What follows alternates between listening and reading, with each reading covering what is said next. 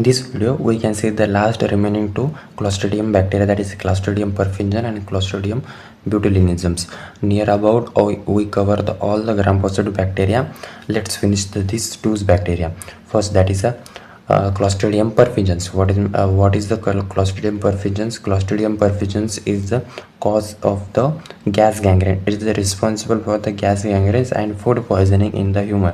Like हमने इससे पहले बैसिलस सीरस एक देखा था जो बैक्टीरिया रिस्पॉन्सिबल था फूड पॉइजनिंग के लिए, और second bacteria that is a Clostridium perfringens which is responsible for gas gangrene and food poisoning in the human. उसके बाद हम इसकी मॉर्फोलॉजी देखते हैं. Morphology that is a large gram positive cocci, large gram positive rod shaped, इसके अंदर उसके arrangement होती है rectangular box cars in appearance. Under the microscope के अंदर उसका शेप कैसा होता है, रेक्टेंगुलर बॉक्स कार की तरह उसका अपीयरेंस होता है. उसके बाद है it is a non motile in the nature and non spore forming in the natures. This will be the morphology of the Clostridium perfringens bacteria. Second है, थर्ड है हमारे पास that is a culture characteristic. Culture characteristic it is a strictly anaerobic in the nature. Rapid growth होती है उसके on the culture media. It is will be the rapid growth show. It forms the double zones of the haemolysis on the blood agar. Blood agar के ऊपर वो double zones of the haemolysis show करता है. And on egg yolk agar forms the opalescent zones. Opalescent zones formation होता है blood agar के अंदर, double zones formation. And egg yolk agar के ऊपर ऑप्लेसेंट जोन्स फॉर्मेशन करता है. Optimum temperature for the requirements for the growth of these bacteria that is 37 degree Celsius and pH about the 7.5 pH. Then उसके बाद हमारे पास है virulence factors of the Clostridium perfringens bacteria. First that is alpha toxins. Alpha toxins वो release करता है. Alpha toxin release करने से alpha toxin which is responsible for the destroy of the cell membrane of the host cell. Host cell की जो cell membrane होती है उसको डिस्ट्रॉय करने का काम it will be the alpha toxin करता है. After the destroying the cell membrane it causes the tissue necrosis. Tissue necrosis होगा और उसके अंदर उस टिश्यू के अंदर वो गैस प्रोड्यूस करेगा. Hence that is the reasons behind that is a Clostridium perfringens is responsible for gas gangrene or it causes the gas gangrene disease. Then theta toxins and enterotoxins. It is not clinically much important, just you have to remember that is alpha toxins, beta toxins and alpha toxins, beta, theta toxins and enterotoxins. Then pathogenesis means how to disease cause. So the first wound, it is one of the traumatic wounds through enters करेगा bacteria. then spores enter into the host cells. anaerobic conditions that is a dead cells. Dead cells के अंदर जो anaerobic conditions होती हैं उसके अंदर वो grow करेगा और मल्टीप्लिकेशन करके अल्फा टॉक्सिन से रिलीज करेगा. अल्फा टॉक्सिन से वो रिलीज करेगा which is the muscles necrosis plus gas gangrene का प्रोडक्शन होगा which is the systemic toxaemia for the cells. So traumatic wound से वो एंटर करेगा. Spore enters into the host cells. Host cell के अंदर एंटर करने के बाद अनएरोबिक कंडीशन के अंदर वो डेड सेल्स के अंदर बैक्टीरिया की मल्टीप्लिकेशन करेगा, खुद का नंबर बढ़ाएगा. मल्टीप्लिकेशन के बाद एक फाइनल स्टेज पे आने के बाद वो अल्फा टॉक्सिन्स रिलीज करेगा. अल्फा टॉक्सिन्स रिलीज करने के बाद muscles necrosis plus gas gangrene का प्रोडक्शन करेगा in that particular tissue which is leads to the systemic toxaemia. उसके बाद हम देखेंगे उसके clinical features. Clinical feature that is the severe pain at the wound side. जहाँ पे वोंड होती है उस साइड पे सीवियर पेन होता है due to the this Clostridium perfringens bacteria. Second swelling crepitus disease that is a crackling due to the gas की वजह से क्या होता है, हवा में क्रैकलिंग होता है. then foul smellings discharge, rapid tissue destructions and last stage that is a shock. It will be the in complicated cases. Then laboratory diagnosis first that is the specimens. सबसे पहले हम उसके अंदर टिश्यू सैंपल्स कलेक्ट करेंगे from the wound सब sample collect करेंगे. Second है gram staining. Appear the large gram positive rods. Anaerobic culture के अंदर वो ग्रो करेंगे. You have to remember that is a Nagler's reactions for the Clostridium perfringens. Detect the alpha toxins on the egg yolk agar which is known as a Naegler's reaction. Naegler's reaction which is responsible for which type of the bacteria show the Naegler's reaction, that is a Clostridium perfringens bacteria show the Naegler's reactions. Then fifth what is the double zones on the hemolysis on the blood agar. Double zones of the hemolysis कौन सा bacteria show करता है? It will be the Clostridium perfringens bacteria.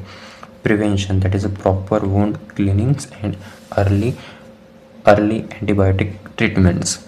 This will be the whole Clostridium perfringens bacteria. Now last gram positive bacteria, it will be the Clostridium botulinums.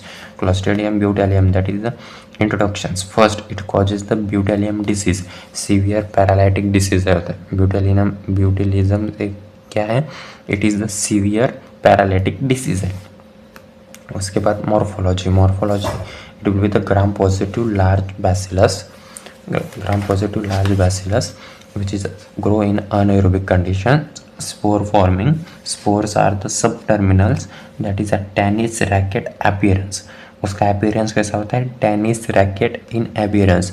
whereas हमने इससे पहले अभी क्या देखा है? Clostridium perfringens, उसका appearance कैसा था? that is a boxcar in the appearance. This will be the difference, slightly difference between the Clostridium perfringens and Clostridium botulinum.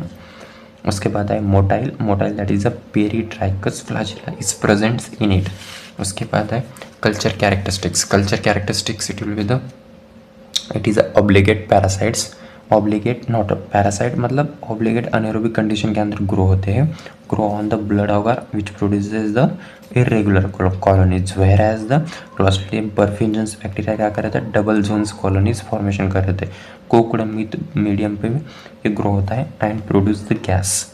Then virulence factor which is the botulinum neurotoxins release करता है. First that is a virulence factor botulinum neurotoxins. It is a most potent toxins, block the acetylcholine releases at the neuromuscular junction which leads to the flaccid paralysis. इसके पहले video में हमने Clostridium titania bacteria देखा था जो क्या करता था? Block neurotransmitter inhibitory, that is GABA and glycine. Whereas this Clostridium botulinum क्या करता है? ब्यूटालिनम न्यूरोटॉक्सिन से रिलीज करके न्यूरोट्रांसमीटर जो एसिटिलकोलिन रिलीज होता है उसे वो ब्लॉक करता है, जिसकी वजह से इन result flaccid paralysis disease cause होता है. उसके बाद हम देखेंगे that is the pathogenesis that is the toxins blocks the acetylcholine release. जो एंजाइम के अंदर जो हमारे बॉडी के अंदर जो एसिटिलकोलिन रिलीज होता है for the contractions of the muscles, वो रिलीज नहीं होता था, उसे ब्लॉक करता है. उसकी वजह से क्या होता है? In muscles contraction, no muscle contraction, muscle का कॉन्ट्रैक्शन नहीं होता है. First that is a food borne botulism ingestions of the performed toxins in the improperly canned foods. जो कच्चा फूड होता है उसमें अंदर फूड बॉर्न ब्यूटिलिज्म प्रेजेंट होता है. Toxin absorb from the intestines to the blood. Second point.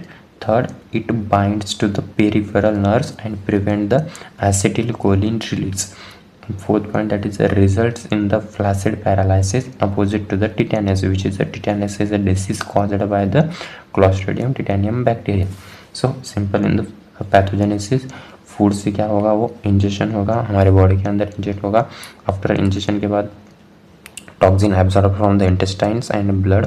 जो blood उस बैक्टीरिया ने जो टॉक्सिन्स प्रोड्यूस किया वो क्या होगा? इंटेस्टाइन से लेके ब्लड के अंदर एब्जॉर्ब किए जाएंगे और ब्लड से क्या होंगे? पेरिफेरल नर्वस सिस्टम में जाएंगे. पेरिफेरल नर्वस सिस्टम में जाने के बाद प्रिवेंट एसिटिलकोलिन रिलीज को प्रिवेंट करेगा, जिसकी वजह से क्या होगा? फ्लैसिड पैरालिसिस ऑकर होगा, which is totally opposite to the tetanus disease which is caused by Clostridium.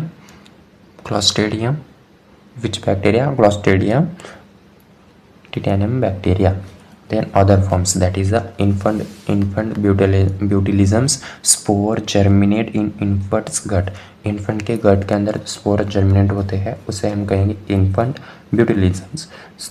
Second है हमारे पास wound botulism, that is the spore germinate in contaminated wounds. Contaminated wound के अंदर जो स्पोर जर्मिनेट होते हैं उसे हम कहेंगे वुंड ब्यूटिलिज्म्स.